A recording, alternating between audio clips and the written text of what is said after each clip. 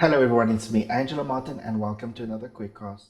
Now in this episode, we'll be looking at the new improved Stage Manager within the iPadOS 17. Also looking at the new multitasking and gesture settings. Now keep in mind, I've made a multitasking video before where I mentioned that Stage Manager is only available from the iPad M1 models. Now I've left a link to this video down in the description below. Now with that said, let's get started.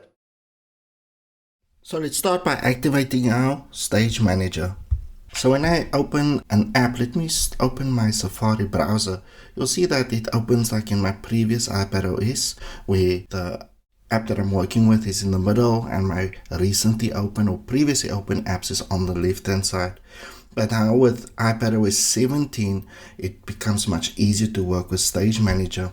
Even easier to move it around and to resize it if I use the Windows handle. And what's so cool about the iPadOS 17 with Stage Manager is that the handle actually moves from the bottom left to the bottom right depending on the screen real estate and the position of the window. So if I should move this window to the far right hand side, you will see that the handle moves to the left, and if I should move it to the far left, it then moves back to the right hand side. And this makes it ideal for even working with multiple windows. So if I make this window a bit smaller, and let's say I drag in let me take my Files app. So if I drag that in, you will notice that it's actually much easier to work with even with multiple windows. Now there is another method we can add in multiple apps within one group. So as you've seen, I could do the drag and drop. But say now if I should add in my Notes app, I will see that the previous group has now moved to the left hand side. However, I wanted to actually be part of the Notes app as well. So what I'm going to do is I'm going to tap and hold on the Notes, and then I just tap on the group and automatically it will be combined together. Another way we can group apps together is if we have a keyboard. So with this one, what I'm going to do is I'm going to take my Books app, open it in a new group, and on my keyboard I'm going to hold down the Shift key and I'm going to tap on my Pages app, and automatically that's been grouped together as well. But what I picked up was if I should now group another app, let's take also a Safari app. Now keep in mind Safari is in this group, but I also wanted to be part of this group as well, so it must be two separate Safari windows. So if I should now drag the Safari in there, and you will see that it takes it actually out of the previous group. I can achieve this, and one of the ways to do this is to make Safari into a separate group, add in an additional Safari window, and then split them up into the groups. So I'll just do that first by tapping on the ellipses and say minimize. Now when you minimize, it becomes a separate group. So even if it was in another group, it will then separate itself. So this time around I'm going to tap on my Safari, and then I'm going to tap on the ellipses again and I'll say add another window. So when I do that, it takes me into my app switcher, my previously opened apps, as well as my dock. And as you know, on your dock, you also have your app library. So in essence, you have access to all of your apps. So now I'll just tap on my Safari, and there I have two Safari windows. So what I'm going to do is I'm going to minimize the one, because I want to keep it separate, and then I'm going to hold down my finger on this one, tap on the group, there it's been added.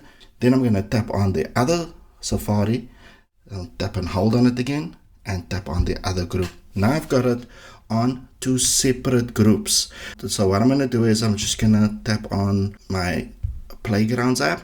So also in combination what we could do in our previous iPadOS as well. So if I should tap on, say, my Safari app icon, it will then show me both of those groups because Safari is in both. Whereas if I should have tapped on the one, it would just appear in the one because that app doesn't appear in the other group. So I'll just tap again on the Safari to bring it back up again. So much easier to do multitasking on the iPadOS 17 with the new improved Stage Manager.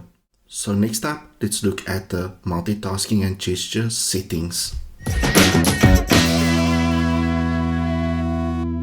So if you thought that the upgrade to Stage Manager was enough, Apple just threw the kitchen sink at you by even adding on the multitasking and gesture settings. So now in my multitasking and gesture settings, I can switch from Stage Manager to turning multitasking off in its totality. I wouldn't know who would want to do that, but hey, different strokes for different folks. Even if you don't want to use Stage Manager and you prefer to use the split view and slide over, which is the same just by turning Stage Manager off within your control center, you can do that here too. Now, the focus of this episode, of course, is the settings combined with our Stage Manager.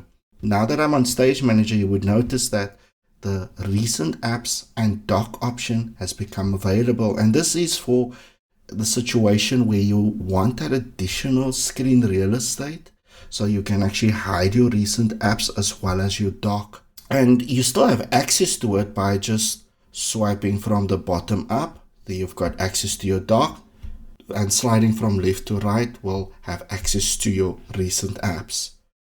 Now further down, you can also do the start picture-in-picture automatically, and this is if you're on a video call or even watching a video, then you can just swipe up, which will make it a small little picture-in-picture and still do what you need to do in the background. So to demonstrate that, I've got one of our YouTube channels open here, which is already on full screen. Now keep in mind, if you play the video, it must not be muted. So let me just turn off my volume. Now, if I should play the video, you can see my sound is on. If I play it. And now if I should swipe upwards on the video, it will make it into a picture-in-picture. But like I mentioned, if your video is muted and you do swipe up, it will close it down completely. So just be aware of that. Also, if the video is paused as well. So now I'm just going to go back into my settings. Further down, I've got also the productivity gestures. Now that is where you on a document, on an email or any productivity apps, and you can use the double tap 3 fingers to undo, pinch, swipe and spread to do the copy paste, or just undo and redo by doing the 3 finger swipe. So just to show you, I'm going to go into my notes, and what I'm going to do is I'm going to copy this line of text, highlight it, and I'm going to pinch with my 3 fingers. There you can see it copied. And now I'm going to just go to the next line. You can see I copied it before and pasted it before. So now if I just do the spread with 3 fingers and then paste it. And I can also do the undo and redo by just swiping left to undo and right again to redo.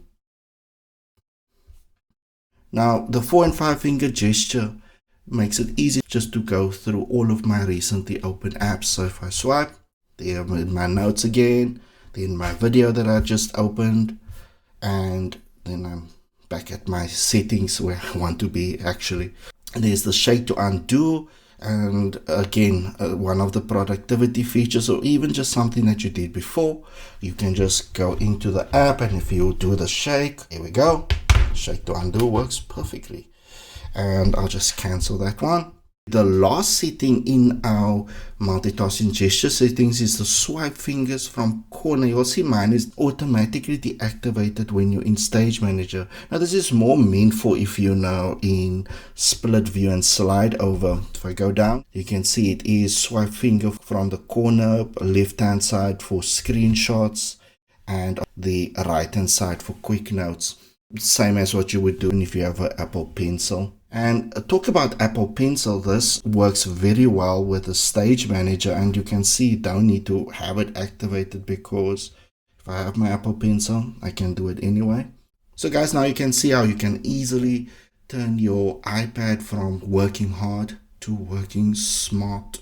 So guys, that's the end of our second episode of the new features of iPadOS 17. I'm taking a slight break of the new features of the iPadOS, and in our next episode, we'll be looking at the new features of the macOS Sonoma. So please stay tuned. And that's me, Angela Martin. Farewell and good fortune.